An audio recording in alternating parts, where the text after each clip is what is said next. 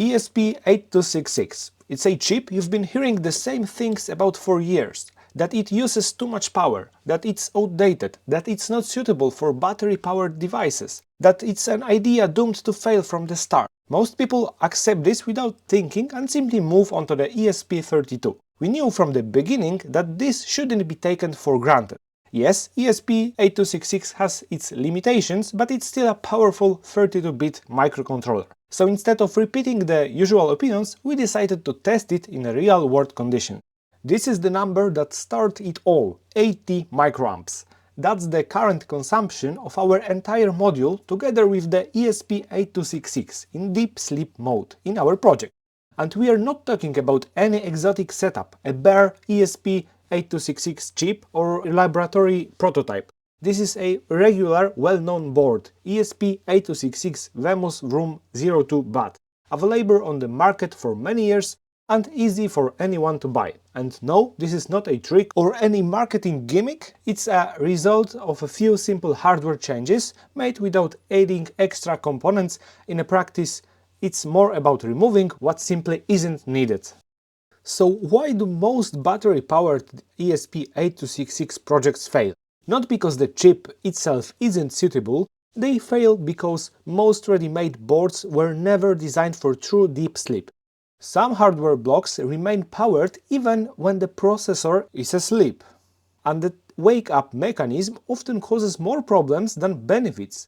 We start by questioning exactly this approach to hardware design. We decided that the starting point should be familiar hardware, but a completely different approach. The base is the well-known ESP8266 Venus Room 02 BAT board.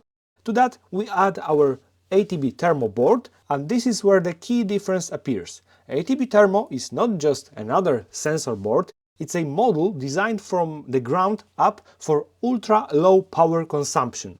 On board we have our custom Intelligent Peer system, an I2C OLED SSD 1306 display, BH1750, BME 280 and DS18B20 sensors. But the most important part is something else. Peripheral power control. ATB Thermo can physically cut power to all peripherals during deep sleep. When the processor is asleep, nothing unnecessary draws power. With the one deliberate exception. Intelligent Peer, the system guardian. While the ESP8266 is in deep sleep, the ePeer system takes over as the guardian. It consumes a minimal amount of power, monitors the surroundings and decides on its own whether walking the processor even makes sense. The ESP8266 does not listen, does not analyze signals, does not react to random impulses, it simply sleeps. It wakes up only when Intelligent Peer determines that something actually happened. This means fewer false wake-ups and lower power consumption. The detection range was deliberately limited to around 5 meters. Why? Because this device is meant to react to the user, not to the street traffic outside the window or random background events. Fewer wake-ups mean less Wi-Fi activity, less data transmission and real energy savings. A real-world operating scenario. Let's move on to the real project numbers using plain ESP Home. Assume a realistic duty cycle. This value strongly depends on the source code. Active mode around 5 seconds. Current draw 68 mA. Deep sleep 10 minutes. Current draw 80 microamps.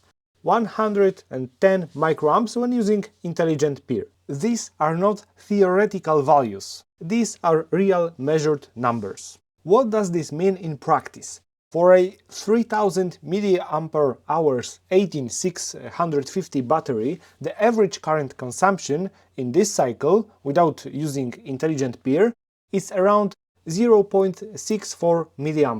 In real terms, that means about 4680 hours of operation. It means 195 days, more than 6 months of runtime, on a single cell, without a solar panel, and we are talking about a device that wakes up regularly, reads data from sensors, connects over Wi-Fi, sends data to Home Assistant and then returns to the true deep sleep. Second scenario, even fewer wake-ups. The same active mode, only one thing changes. Deep sleep is extended to 30 minutes. The average current consumption then drops to around 0.27 mA. The result? About 11,200 hours of operation, roughly 466 days, which means over 15 months of runtime on a single battery, with no extra tricks involved. Stable wake-ups and full control. Classic ESP8266 wake-up using reset provides no information about why the chip woke up. In practice, this makes it almost impossible to identify the reset source.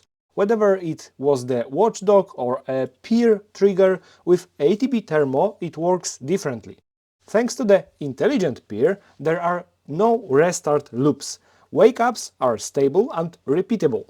The system can distinguish the cause of a reset. The device knows whether it returned from deep sleep, whether it was woken up by the intelligent peer, or whether the watchdog was triggered.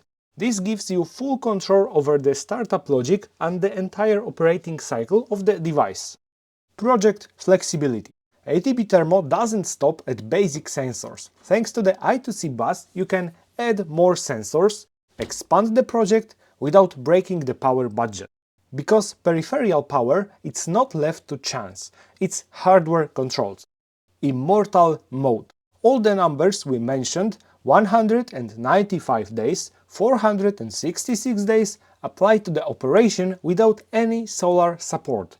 Add a small solar panel, even a tiny 2-watt one, and the energy balance becomes positive, even during short winter days. This is a device that you install once, configure, and then practically forget it even exists. So the conclusion is simple. ESP8266 is not power hungry. Power hungry are the projects that don't let it sleep.